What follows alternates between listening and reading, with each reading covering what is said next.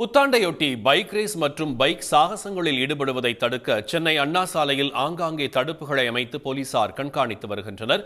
இது தொடர்பான தகவல்களை அங்குள்ள செய்தியாளர் பாலாஜியிடம் கேட்கலாம். பாலாஜி, பைக் ரேஸை கட்டுப்படுத்துறதுக்காக போலீஸ்காரர்கள், காவல்துறையினர் நிறைய ஏற்பாடுகளையும் கட்டுப்பாடுகளையும் விதிச்சிருக்காங்க. என்னென்ன நீங்க பதிவு செய்யலாம்?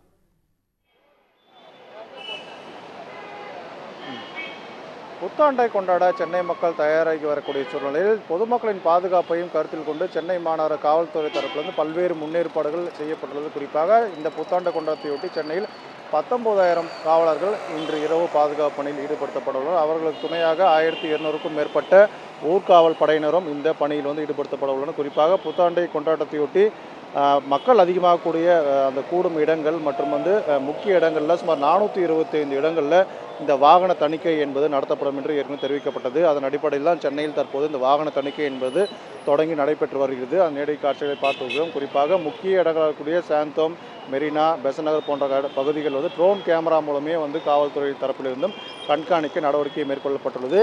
குறிப்பாக இது போன்ற முக்கிய தினங்களில் சென்னையில் மிக முக்கிய பிரச்சனையாக இந்த பைக் ரேஸ் ஓட்டப்படுவது மிக முக்கியமான புகாராக இருந்து வருகிற சூழ்நிலை. இந்த ஆண்டு புது முயற்சியாக அதனை தடுப்பதற்காக 30க்கும் மேற்பட்ட கண்காணிப்பு சோதனை குழுக்களை சென்னை மாநகர போக்குவரத்து காவலும் தற்போது அமைக்கப்பட்டு அந்த கண்காணிப்பு குழுக்களுமே சென்னை முழுவதுமாக இது போன்ற பைக் சாகசங்கள் ஈடுபடுவதை கண்டறிவதற்காக அந்த குழுவும் அமைக்கப்பட்டுள்ளது. அதே போல் பல்வேறு இடங்களில் இந்த பாதுகாப்பு பணிகளை மேற்கொள்ள பொதுமக்களின் பாதுகாப்பை உறுதி செய்யும் வகையிலும் தற்போது காவல்துறையினர் இந்த பாதுகாப்பு பணியில் ஈடுபட்டு தற்போது வாகன சோதனை என்பதை மேற்கொள்ள வருகின்றனர்.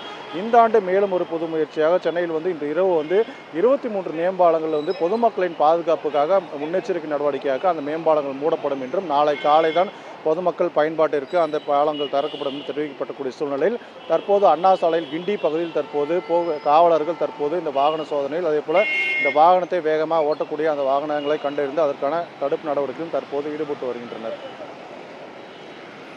விவரங்களுக்கு நன்றி.